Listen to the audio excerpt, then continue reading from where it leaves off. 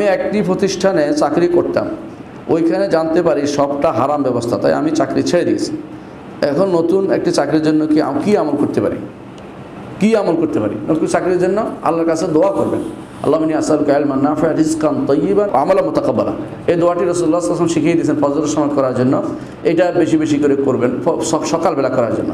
আর নিজে এমনি সরাসরি আমল যে ওয়াকিয়াত আমল এরকম না, যে কোনো আমল আল্লাহর কাছে দোয়া করবেন, আল্লাহ যেন আপনাকে হালাল রিজকের ব্যবস্থা করে। আল্লাহুম্মা কফিনি বিহালালিকা আন হারামিকা, এই দোয়াটাও করতে পারেন। হিসনুল মুসলিমে এটা আছে, আপনি দেখে নেবেন, এটাও দেখে এটা পড়তে পারবেন আলহামদুলিল্লাহ। তবে আপনি বিশ্বাস করতে হবে একটি জিনিস, যে অবশ্যই আল্লাহ তাআলা আপনাকে যিনি আপনার জীবন দিয়েছেন, আপনার রিজিকের ব্যবস্থা অবশ্যই করেছেন। কখনো রিজিক ব্যতীত আল্লাহ তাআলা কারো ছাড়েন নাই, রিজিক তার আছেই। আল্লাহ বলেই দিয়েছেন ওয়া মিন দাব্বাতিন ফিল আরদি ইল্লা আলাল্লাহি রিজকুহা। আপনি হারাম ছেড়ে দিয়েছেন, হারামের ছেড়ে দেওয়ার কারণে আল্লাহ তাআলা আপনাকে ইউআবুদুল্লাহ মা হুয়া খায়রুম মিন, আল্লাহ তাআলার চেয়ে উত্তম জিনিস দিবেন।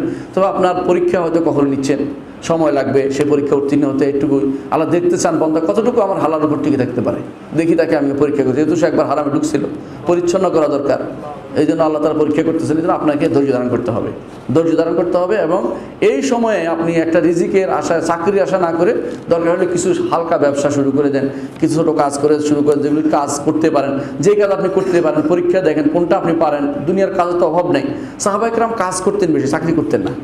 খুব রেয়ার চাকরি করতেন, 2-4 জন, বেশিরভাগ কাজ করতেন। তো আপনারা রাসূলুল্লাহ সাল্লাল্লাহু আলাইহি ওয়াসাল্লাম যেটা বলেছেন, আমালুর রাজুলি বিয়াদিহি, একজন মানুষ তার হাতের কাজ করা সেটা করছে বেশি উত্তম, হাতের কাজ করে যেটা কামাই করে। হ্যাঁ, তো এইটা রাসূলুল্লাহ সাল্লাল্লাহু আলাইহি ওয়াসাল্লাম বলেছেন হাতের কাজ করে এবং ব্যবসা, দুইটা বাইউন মাবরুর। হাতে কামাই করা যেটা এবং যেটা ব্যবসা, এটাকে রাসূলুল্লাহ সাল্লাল্লাহু আলাইহি ওয়াসাল্লাম বলেছেন আইয়ুল আমলে আতিয়াব, সবচেয়ে উত্তম উপার্জন হচ্ছে এটা। এই জন্য নবীরা বেশিরভাগই চাকরি করতেন, কোনো নবী চাকরি করতেন না, কোনো নবী না। একমাত্র মুসা আলাইহিস সালাম তাও নবুয়তের আগে চাকরি নিয়েছেন। ইউসুফ আলাইহিস সালাম তিনি দায়িত্ব নিয়েছেন, ওনারা ক্ষমতা নিয়েছেন, কিন্তু এই কারণে বেশিরভাগ নবীরাই কাজ করতেন। জাকারিয়া আলাইহিস সালাম কারণ নাজ্জারান, তিনি কিছু নাজ্জার ছিলেন, নাজ্জার কি সুতার মিস্ত্রি, কাজ করতেন। তারপর দাউদ আলাইহিস সালাম লোহার ছিলেন, কাজ করতেন। হ্যাঁ, তো এইভাবে আমাদের নবী ব্যবসা করতেন।